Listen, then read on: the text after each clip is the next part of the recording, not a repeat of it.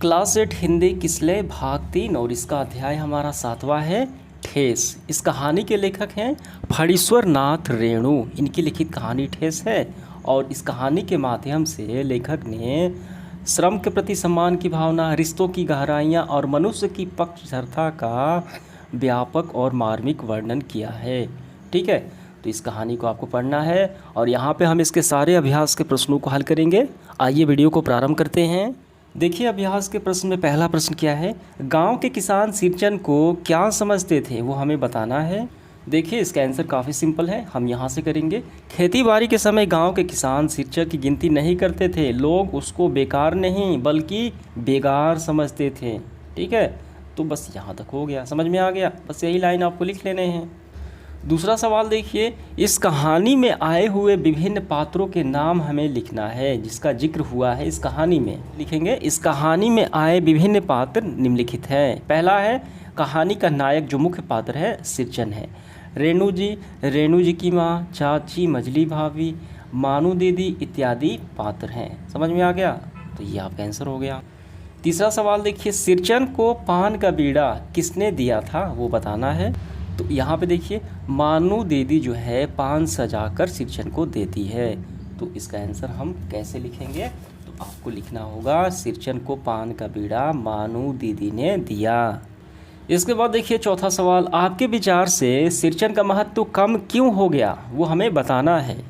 देखिए इसका आंसर हम ऐसे लिखेंगे, सिरचन जो है शीतल पाटी एवं चिक बनाने वाला एक बहुत ही ज़्यादा अच्छा कारीगर था। तो यहाँ पे समझिए शीतल पाटी और चिक का क्या मतलब है, आपके बुक में दिया गया है।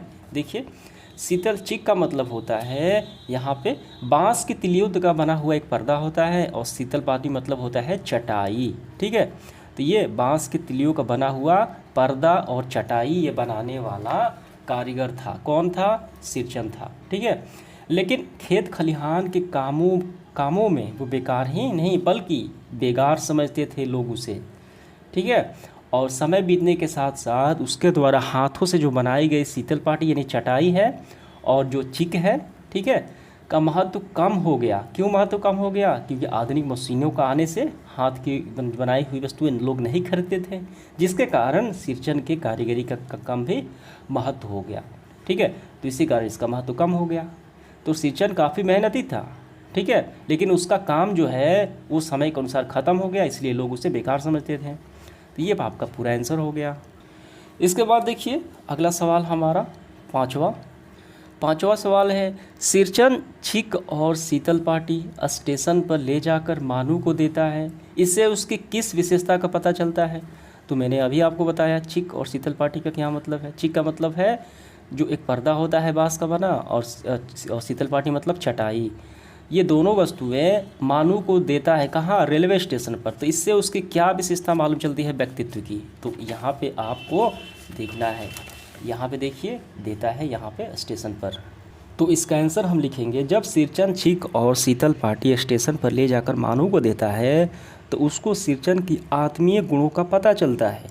वह कितना संवेदनशील अपने काम के प्रति और कितना भावनात्मक व्यक्ति है, इमोशनल अटैच व्यक्ति है। समझ में आ गया, बस यही आपको लिख लेना है। अब इसके बाद देखिए 6 नंबर सवाल हमारा क्या है, निम्नलिखित गद्यांशों को कहानी के अनुसार क्रमबद्ध रूप से सजाइए। काफ़ी सिंपल है। देखिए ये सारे जो गद्यांश दिए गए हैं क, ख और ग, ये आपके बुक से उठाकर दे दिए गए हैं। हमें ये बताना है कि बुक में पहले कौन आया है, क्रम अनुसार हमें व्यवस्थित करना है। तो काफ़ी ध्यान से आपको समझना है। देखिए हम बुक में देखते हैं, ख नंबर, मुझे याद है मेरी माँ कभी सिरचन को बुलाने के लिए कहती है, मैं पहले ही पूछ लेता भोग क्या क्या लगेगा।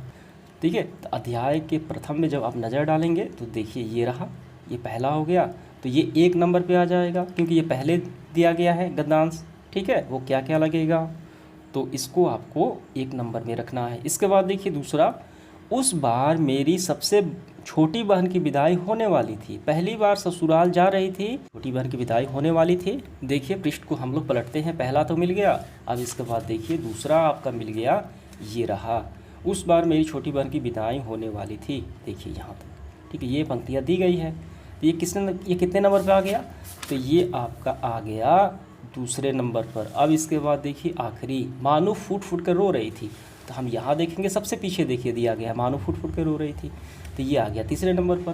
तो इसका आंसर हम कैसे लिखेंगे, तो देखिए इसका आंसर हम ऐसे लिखेंगे ताकि अच्छे अंक मिल सके। दी गई गंधांश को हम निम्न तरीके से क्रमबद्ध सजाएंगे। प्रथम स्थान ख वाला है, ठीक है, द्वितीय स्थान क वाला है और तृतीय स्थान ग वाला आएगा, यानी सबसे लास्ट वाला।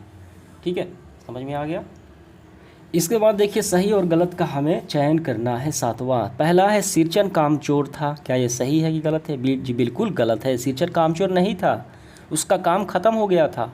ठीक है, वो चटाई वो बिनता था, यानी शीतल पाटी और चित्र क्या करता था, बुनाई करता। वो कामचोर नहीं था, मेहनती था। ये बिल्कुल गलत हो जाएगा। ख नंबर, सिरचर अपने काम में दक्ष था। जी बिल्कुल सही है। इतना व्यस्त हो जाता था कि खाने की भी सुध नहीं रहती थी।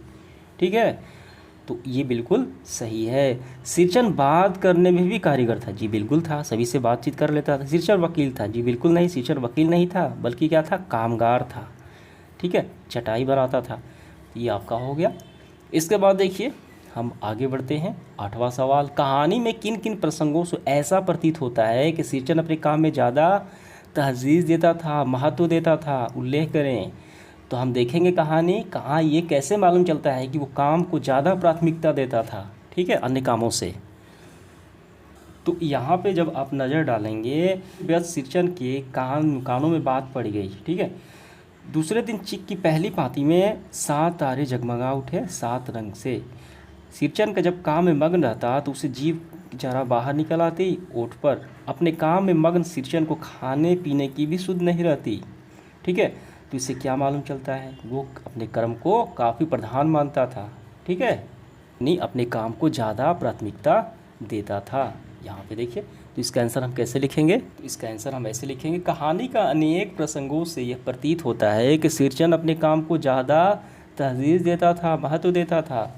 जब रेणु जी के घर मानू दीदी की विदाई के पूर्व शीतल पार्टी और चिक बनाने के लिए सिरचन को बुलाया जाता, दूसरे दिन जब वह अपने काम में लगा रहता तो उसे खाने पीने की भी सुध नहीं रहती, अर्थात अपने काम में व्यस्त रहता। अतः स्पष्ट है कि अपने कामों से ज़्यादा तरजीह देता था, महत्व देता था। ये आपका आंसर हो गया कंप्लीट रूप से।